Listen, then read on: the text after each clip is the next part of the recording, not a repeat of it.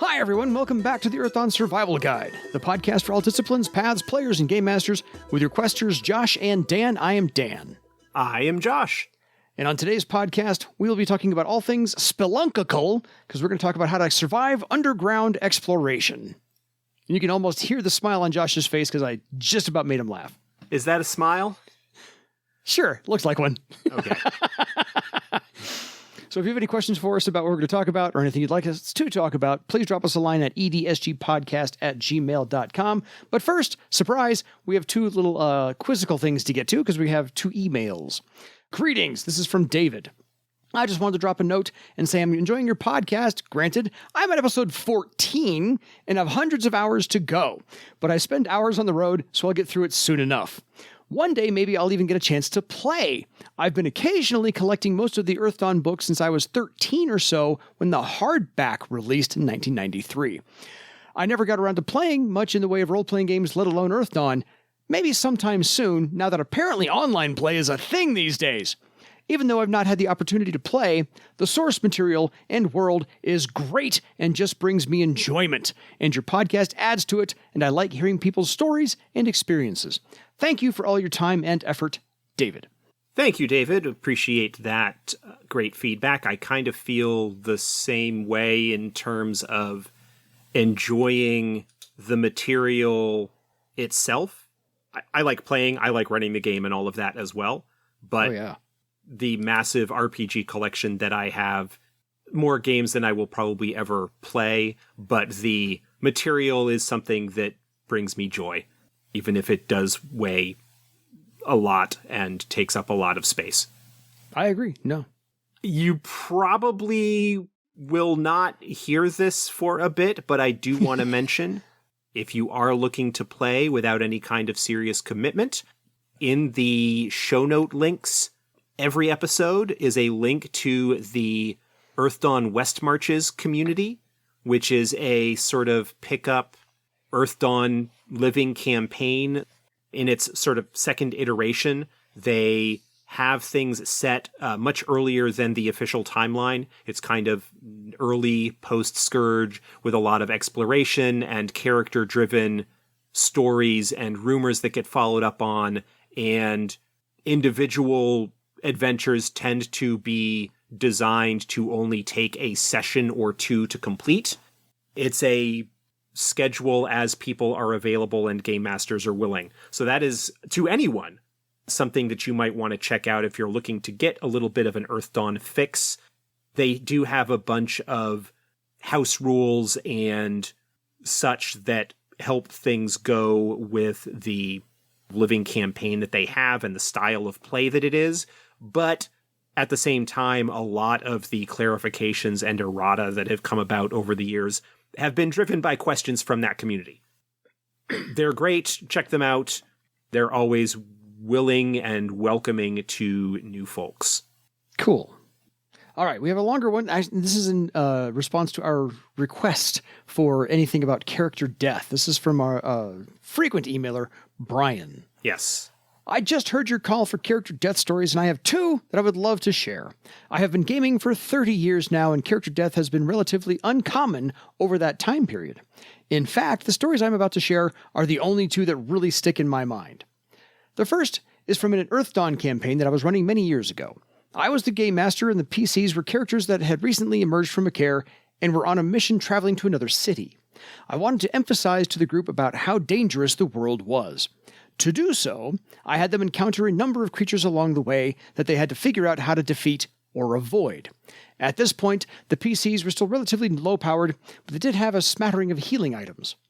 One evening, as the characters were making camp, one of them encountered a Preces, or P-R-E-C-E-S. Is that Preces? Preces, yeah. The rabbit things. Yeah. During its mating season, I figured that it was a great opportunity to emphasize that just because something looks like a cute bunny, that doesn't mean that it is. So I figured a single Preces would drive that point home, but not cause too big of a problem. I was wrong. The character who was attacked by the Preces and I had all the good rolls as game master. I did damage from the actual attack, plus, of course, the continuing poison damage from the venom. The other characters quickly arrived and killed the priestess. They were all standing around looking at it, and each round I would roll the poison damage and tell the bitten character that he takes additional points of damage this round. Despite this, no one, including the character that had been attacked, did anything to try to heal the character or figure out why he was still taking damage, or anything else. I did everything short of saying, "Hey, character is poisoned, and if you don't do something, he will be dead soon." In retrospect, maybe I should have done that. Anyway, like 3 rounds later, he was dead. Honestly, it was anticlimactic in a way. He was bitten by a cute rabbit and then died. I often think back on that encounter and just shake my head. That is amusing.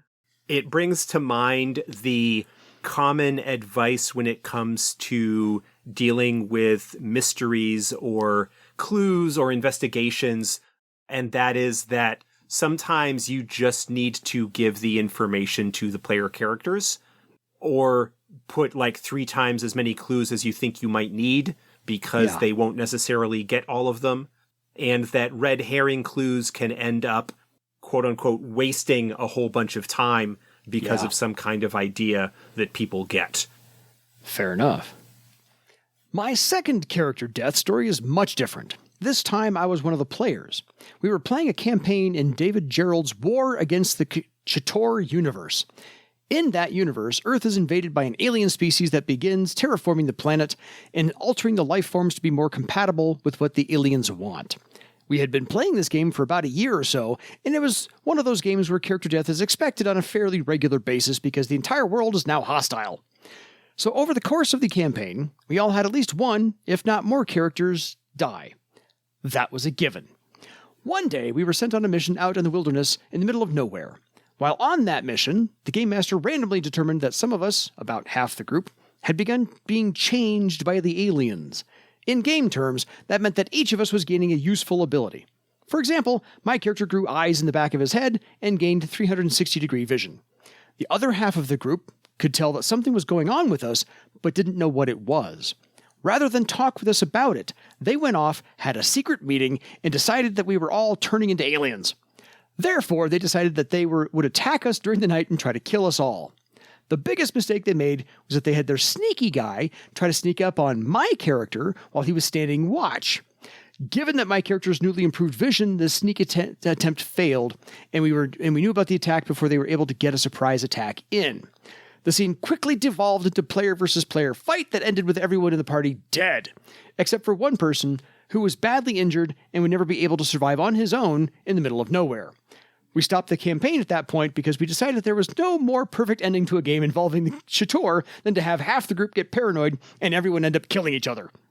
We all still look back fondly on that encounter. It is the only instance of what is essentially a total party kill that we have ever had, and it's an instance where we thought that the result was perfect. Brian. That is a great story. Reminds me of a game that I ran of expert Dungeons and Dragons. So this is the old like red, blue, the BECMI, as it's sometimes referred to, the Basic Expert Companion Master. Yeah. D&D. There is a module in the expert set that I really, really like. It's called Saga of the Shadow Lord. It's actually kind of like 2 linked adventures in a single module. But I decided, because I had never really had a chance to run it before and I really wanted to, that I would run it as sort of a one-shot limited game with the local game store crew, several of whom I played Earthdawn with, Matt and Sean and a couple of other folks as well. This game had pre-generated characters that came with the module and whatnot. The first half of the adventure, which was actually all we kind of got through, involved, I believe, I don't remember now off the top of my head, but basically traveling into enemy territory to get to the tower and to defeat the necromancer or whatever he was behind the Shadow Lord, like the bad guy behind the invading army kind of thing. There's kind of like not quite Dragonlance, like invading army of evil kind of thing that was going on.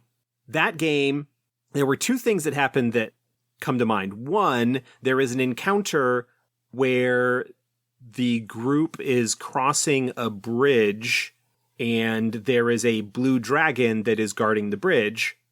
Several of the characters charged forward to fight the dragon, and the magic user cast fireball with basically the rest of the group in the way of the explosion.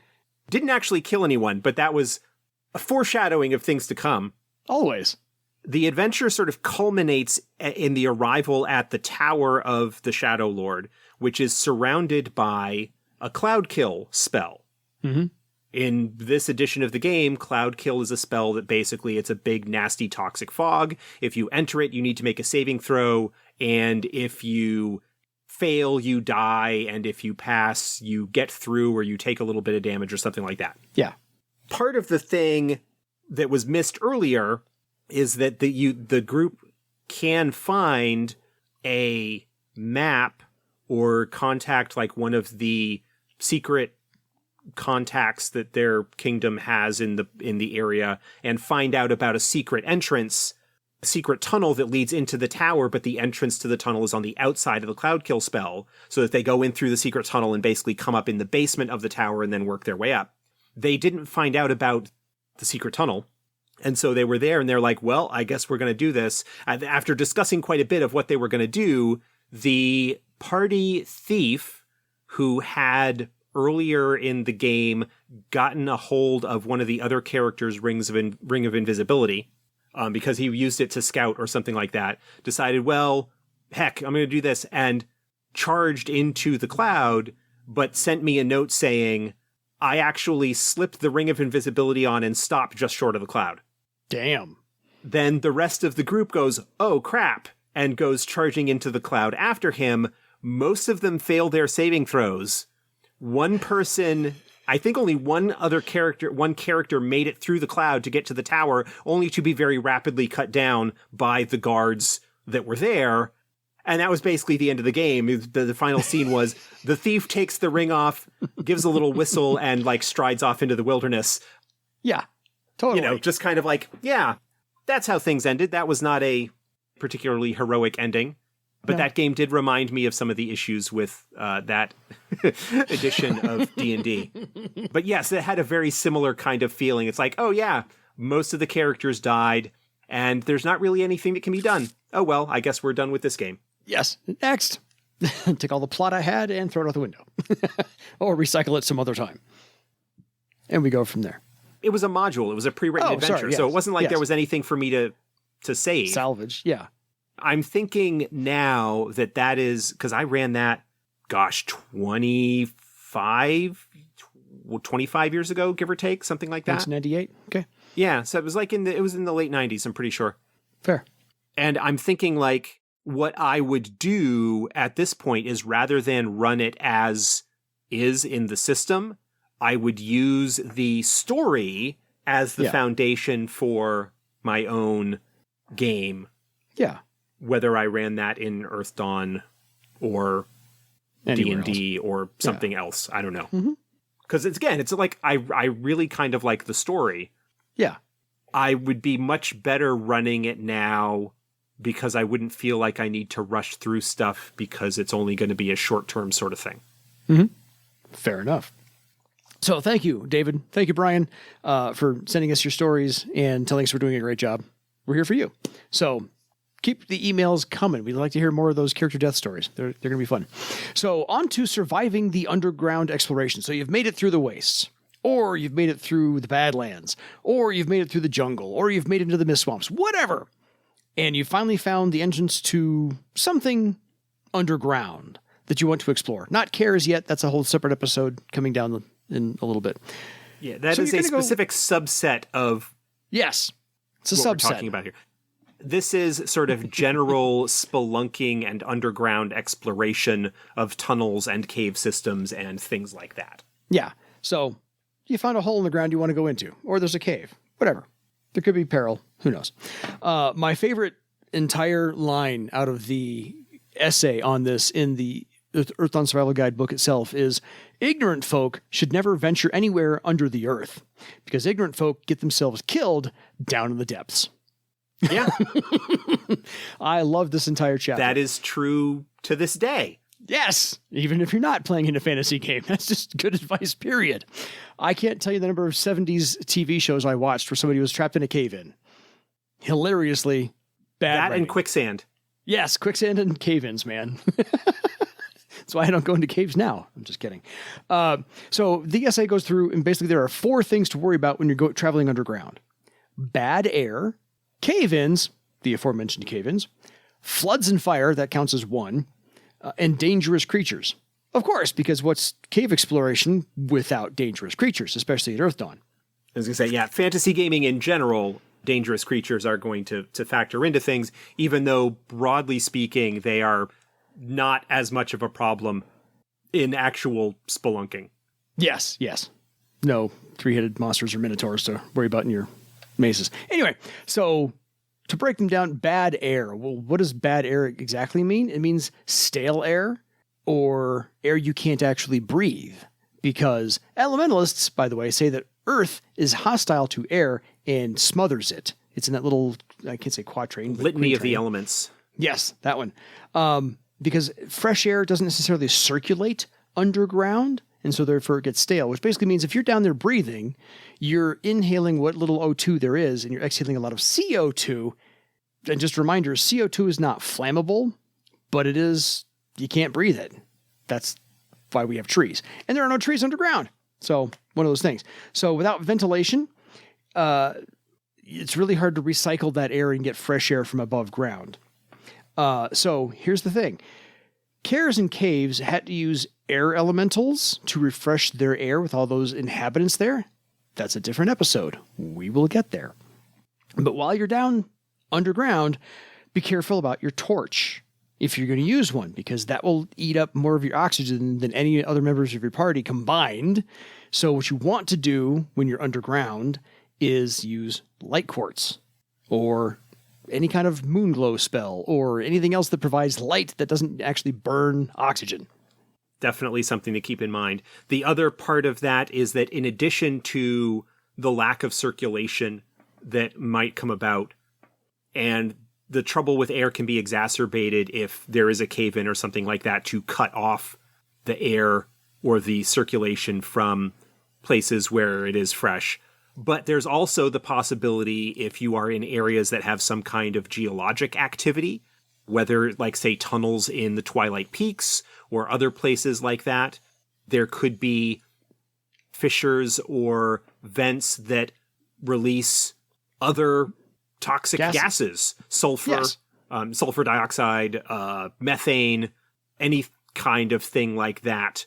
Methane or the like is a natural gas of some sort. Could be especially bad if you are bringing a torch in, because that stuff is also flammable. Yes. Which is a whole other hazard to worry about. That's sort of the fires and floods thing. Yes, we'll get there. Those are things that definitely could cause an issue for you if you are in a place. Even worse would be something like carbon monoxide, which is in its own way like even more dangerous than CO2. Yeah. CO2 will smother you in a sense, but carbon monoxide will actually do even more messed up things to your body. Oh, yeah. It can be very, very bad. And likewise, it does not really have a distinctive odor or any kind of clue necessarily that you are dealing with it. Agreed. So a little bit more on the bad air, and we'll transition over into the fires and floods and cave-ins and things. So that's just bad air, unrecycled air, more CO2 than O2, so forth and so on. Foul air is a subset of the bad air, is worse than stale air, because this is actual, to Josh's point, the pockets of flammable or noxious gases. These are, of course, all invisible, unless it's, of course, in a mist, which is really hard to see underground, again, without some source of light. Miners used to use small birds, hence the old adage of the canary in the coal mine, because they're more sensitive to the foul air, and they would die, letting all the humans know, time to get out. Or if you have an elementalist with you, perhaps their elemental magic could detect any kind of foul air. And just as a reminder, since you brought up natural gas has no smell. They actually add a chemical to make gasoline smell like gasoline, because otherwise there's no smell involved. Same with propane. Yeah. Natural gas. All of those, they have additives to make you realize that there is something not right if it's leaking. Absolutely. So I did want to remind people that there are actual events occurring right now of underground fires that have been burning for decades. And Jaria, India has an underground fire that now has been burning for over 100 years. There is the coal seam fire in Mount Wingan, which has now been burning, they estimate now, for about 6,000 years in Australia. There is Centralia, Illinois from 1947, and they think that's going to burn now for about another 250 odd years to go. And that town was completely evacuated in Centralia, Illinois. Was it Illinois? I thought it was in Pennsylvania. What I came up with said Illinois. But okay. I think there's one in Pennsylvania as well, but yes. That is incidentally, for a completely sidetracked bit of trivia. Totally. The Centralia fires were one of the inspirations for the Silent Hill games. I had that down as well. Yeah. Yeah. And by the way, it's not the only one, because at the moment, right now, it's just in the United States. Sorry, anybody outside of the United States. There are 259 known underground fires continuously burning as we speak. So, not an uncommon thing, by the way. So, when you're traveling underground in Earthdawn, just some real life experiences you can take there with you. Had to bring those up. Any other thoughts? Yeah, just broadly, we're talking about underground exploration and travel and things like that. Yeah. In addition to the hazards that we're mainly going to be focusing on this episode, there is a wealth of imagery online for caves and underground tunnel systems and things like that. Look up Mammoth Cave in Kentucky, which is this massive cave network that even to this day has not been fully explored. It's under the Appalachian Mountains in Kentucky. Some of the galleries and some of the higher level caves are massive, like they are huge. I was there many years ago, but there are a lot of pictures and stuff that show how cool it is.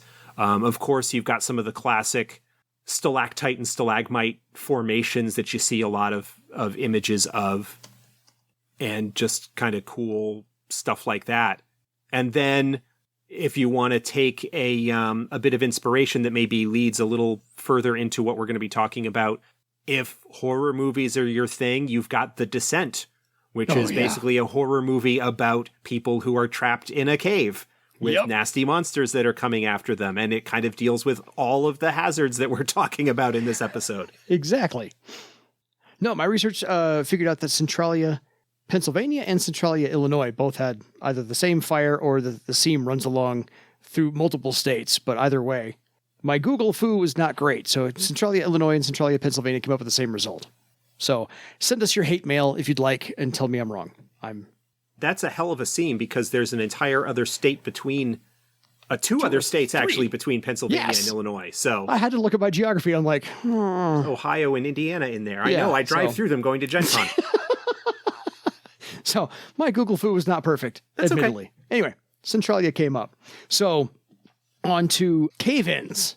The other thing to worry about, which again, if you watch TV shows in the United States in the 70s, there were a lot of people who got trapped in cave-ins, comically so, in bad TV. Anyway. Because it's an easy thing to sort of special effects wise. You build a cavey looking set and then you throw styrofoam rocks at people. Totally. It's a fairly easy kind of thing to do in terms of an effect or a challenge that you could have people involved with. And it's easy to write off a character for like an episode or so. Oh, they're trapped. We'll, deal with everything outside the cave. Whatever. So one of my other favorite quotes out of this entire essay was, "By the time you hear the cave-in start, it's probably too late." CARES used True Earth to protect them from horrors. Again, CARES is a different episode. We'll get down there. But regular cave-ins happen when supports are damaged in the mines. And they tend to do those about every 10 to 20 feet because earth and rocks are heavy and gravity is a thing. So if you found a natural cave, it's already been braced for that. But if you're creating a cave like miners have done, then you are unnaturally creating a new fissure that the gravity has to deal with. And so that's what the braces are there for, the support beams and so forth. So if you knock one of those out, I don't know, during combat or a fireball spell sets one of the timbers on fire, I don't know, that could happen. Then perhaps you have a cave in. And falling damage is one thing. I think falling rock damage is, I wouldn't even want to know what dice step to roll on that one. Yeah, you would probably be looking at some of the higher damage traps. You could just have that be a situation where rocks fall and everybody dies. Best explanation for TPK ever. Just going to say. So if you're lucky, the cave-in won't block your way out. Again, Game Master discretion or plot point, take your pick. And again, now if you are under a cave-in, your fresh air is going to run out even faster. But if you have someone who can conjure a nice spell, or perhaps talk to some spirits, they would be of great help if you can make use of them to help you get out of this problem. Yeah, I would think that if you are going to be dealing with any kind of underground exploration outside of Cares, that an elementalist is probably going to be among your best friends. Yeah. Because of their ability to, one, deal with elemental hazards in general, and the spells that they could possibly have access to could allow them to deal with some of the things, but elemental spirits as well. Yeah. I mean, if you're caught in a cave and you've got nothing but time, you can whistle up an earth elemental and hopefully strike a deal for it to clear a path for you. Yeah. Or an air elemental to help with fresh air while you are coping with the kind of situation. Yeah. So those are definitely things that you would want to keep in mind. I would say that perhaps a weaponsmith would be potentially helpful as well if you're dealing with a mine or some other kind of artificially constructed tunnel system. Because while I wouldn't allow necessarily the craftsman ability of a weaponsmith to be able to deal with mining itself as an activity, I would probably allow it to assess individual support structures that might have been put in place to check the quality of the construction of them. That seems like something that a weaponsmith would have some insight in. Maybe a little bit higher difficulty numbers than you might normally have by default, because it's not strictly crafting. But it feels like something that their natural affinities would provide them some insight into. Agreed. I don't have a problem with that at all. So, thirdly,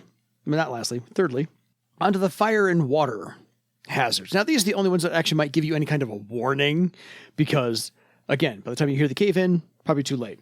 You can't really necessarily smell the air all the time to see if it's got more CO2 than O2. Not necessarily. Foul air, perhaps you can smell if you make a nice awareness roll. But yeah, if it's got like sulfur in it or something. Totally.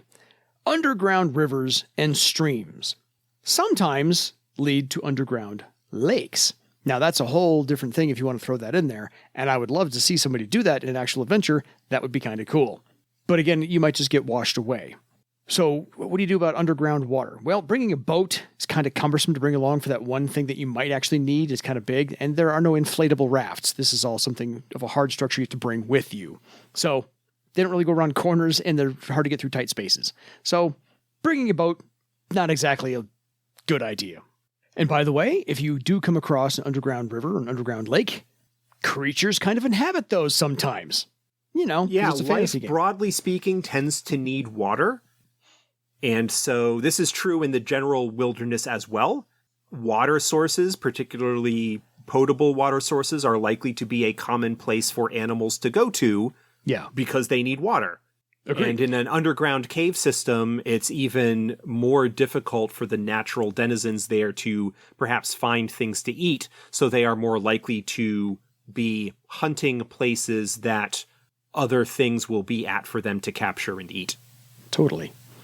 So if you come across a larger underground stream, underground river, there's a couple of adventures, actually, pre-published adventures, that deal with the pale ones under Thrall I was going to mention those if you didn't. Yes. I don't remember the names of them right now because I think they changed names twice, and I can't remember what they were in first or third edition. Anyway, but crossing any of these bodies of water is, of course, especially dangerous. A, need light to see exactly where the water is on the other side, where it stops.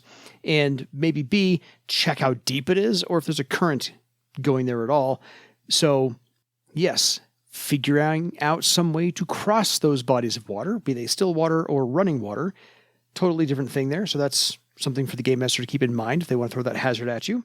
And flooding does happen from time to time. If you want to make that some kind of a foreshadowing element in your campaign, maybe bring that in as well. I will refer anyone who is interested in the Thai soccer team cave rescue from just a few years ago. Ron Howard made a movie on it, A, and B, if you want to see what that cave actually looks like, the History Channel has a Drain the Oceans episode dedicated to the Thai cave rescue where they mapped that cave in 3D. So you can see exactly what happened there because they went in just before the rainy season and there was a flash flood that lasted days, and that's why they were trapped. So one of those things. Yeah. I don't suggest trapping your party for 8 days up there or 11 days up there, but, do what you want to do with your game. One of the additional resources that I would suggest to people if you're looking for even more information on the hazards and such that you might encounter with spelunking and cave exploration and tunnels and whatnot, whether mines or natural caves or whatever, is the old first edition AD&D book, The Dungeoneer's Survival Guide. Oh, there you actually go. Has quite a bit of information on underground exploration. A lot of the mechanics obviously won't be of particular use to Earthdawn players, but they will still give you an idea of how things work. Belaying ropes, as you are maybe climbing through an area where you have people roped to each other and what might be involved in that. So there's a whole bunch of useful information there. Physical copies look like they're available on eBay for actually not that much considering how old the book is. Yeah. But it is also available on the DM's Guild, Dungeon Masters Guild, which is part of DriveThruRPG. The PDF is like $10. Nice. Definitely worth looking into if that's something that is of interest. I actually have a copy on my shelf. Because you do. Of course I do. But yeah, it's an interesting little book and does talk quite a bit about some of these sorts of topics that we've covered a little bit briefly today. Fair. And so that takes care of water. The last one, of course, is fire. And you're underground. What could possibly be underground that's on fire? Well, veins of magma, to Josh's point from a few minutes ago, that run all over the place. These create hot springs. So perhaps you're forewarned by the heat of the air getting warmer, or maybe you're smelling sulfur, which is what hot springs are mostly made of. And occasionally there might be some weakened walls will burst forth. This is actually from the essay itself. And magma will flow through. I mean, that's kind of one of those, that's a rocks fall and everybody dies type thing. Magma just bursts through the wall. It finally got there just right when your characters happen to be there. Sure, that's a coincidence. I believe that. So that may happen. That's mostly about fire, other than occasionally if you are bringing a torch along, dumb idea, it will set one of those pockets of explosive gas on fire, and that'll be fun. That one I know is a trap in one of the Earthdawn published adventures, because I used that. Yeah, there are some example hazards and traps in the back part of the survival guide. There is a sample explosive gas trap, for example. Yeah. It's got some suggestions on handling unbreathable air and cave-ins. The survival guide is a first edition book, so not all of the mechanics will be necessarily easily convertible one for one, but it will definitely give you I think a reasonable starting point for looking at that sort of thing. The other issue with fire is that while, unlike, say, in a forest or a town, where there is lots of stuff that is flammable, you might think that down in a cave system where things are mostly like rock and earth, that there's not a lot to burn. Although, again, we talked about pockets of natural gas or coal Yes. or anything like that. Mm-hmm. The problem with a cave is that if something is on fire down there, your exit options are a lot more limited. Yeah. There's usually two directions, forward and back. Yeah. And that's, again, not even factoring in that fire will consume oxygen and make things even worse. Yeah, because there's smoke. Smoke consuming the oxygen in general. Mm-hmm. Fire, broadly speaking, is a bad thing. Yeah. As Frankenstein's monster let us know so many years ago. Fire kills bad. everything. Yes. Underground, it kind of makes an awkward situation even worse. Yes, because the only other thing that's flammable down there is your stuff. Yeah. So it'll take care of that right there. So lastly, we've covered bad air, foul air, cave-ins, fire, floods. Dangerous creatures is all we have left. And so here's a very, very, very short list, which is shadowmants, krill worms, gargoyles, cave trolls, it's right there in the name, horrors and constructs naturally, brithins, things like that. Now, most of these creatures don't hunt by sight because they're used to being underground. And so visual cortex isn't going to work at all. So they hunt by scent. If there's any kind of air movement, then congratulations, you found good air to be circulated, but that will carry your scent throughout the entire passageway. But most of these hunt by sound. And every little thing every little thing you carry, every little thing you jostle, every little footstep you make will make some kind of a sound to echo all the way long distances underground, because sound travels for quite a distance. And it bounces very well off of hard surfaces. Yes, it does, as we know from recording. But otherwise, some of these may actually hunt by heat sight or astrally. And by the way, if you're fighting something else, noise of any combat may attract some of these animals to feed on the losers. Yeah. Because the scent of blood. In addition to sound just generally bouncing really well off of hard surfaces, with enclosed tunnels and caves and whatnot, you can get some really nice acoustics set up that will amplify, essentially, any sound that does get produced to carry it quite a ways. And in an environment where sound can be a giveaway, a lot of animals have adapted to not produce a lot of sound.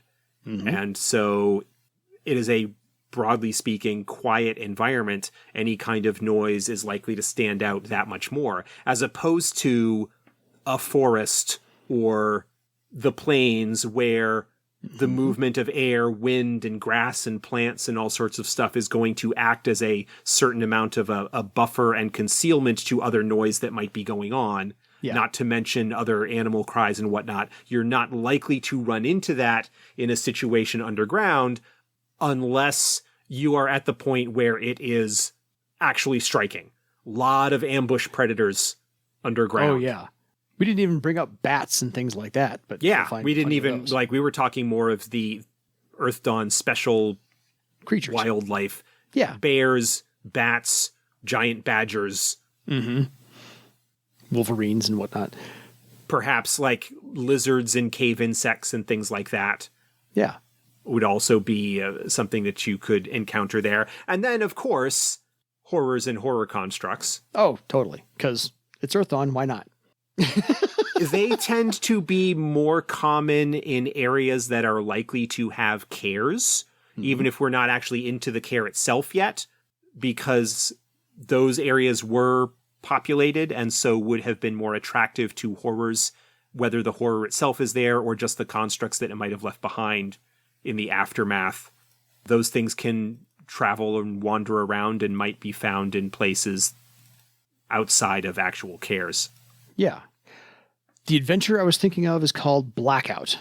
Yes, that's one of them. That's one of the old Thrall adventures where they're ends up investigating a horror that's causing darkness within a certain area. Absolutely. And it's planning on gorging itself by eradicating the structure underneath a part of the city of Thrall, in the mountain, and then gorging in all the death and despair as far as that's concerned, because it doesn't want to do this slowly. It likes to gorge and then wait. So that's kind of the long game. And the other one is Pale River, which takes place underneath Thrall as well, and has the Pale Ones to Scrang culture as well. So those are the two that I was thinking of. There's also West Thrall's Passage. Is that Pale River? Is that the same one, just a different name for it? I think it is. The adventure where the group is hired to try and track back the underground channels that Judean West Thrall used to help alleviate the siege of Thrall during the First Theron War. Yes, I think it's the same adventure, just retitled. Because there's two. There's the one where there were two Pale Ones adventures. There's that one where they're trying to follow West Thrall's Passage. Right. Then there's the one where they come across a Pale Ones village that has been dried up. The water is dried up because that's a different one. That's Pale River. That's Pale River, yeah, because there's something going on that's kind of preventing the water from getting down and is causing problems for that particular village. Exactly. So there's 3 underground adventures, pre-published adventures for Earthdawn right there. I don't know of any more, but those are those 3 we can think of. So, not bad. So, any final thoughts on underground exploration that is not involving cares? No, I think I've talked about everything that sort of came to mind when I was thinking of underground stuff. Yeah. Sources of inspiration and whatnot. If there's anything that seems obvious to other folks that we may have missed, please send us an email. Let us know. Absolutely. So that we can talk about that and share it with others and put it on our list of helpful references. I have The 13th Warrior with Antonio Banderas. Some of that takes part in a cave. Yeah. And then I have Rambo, I actually have First Blood, Sylvester Stallone. He gets trapped in an underground cave with a torch and he gets his way out by following the water. Anyway, one of those things. So it's like 5 minutes of scene time, whatever, screen time. Anyway, so until next time, folks, stay out of underground cave exploration in real life for your real legend. Good night, everybody.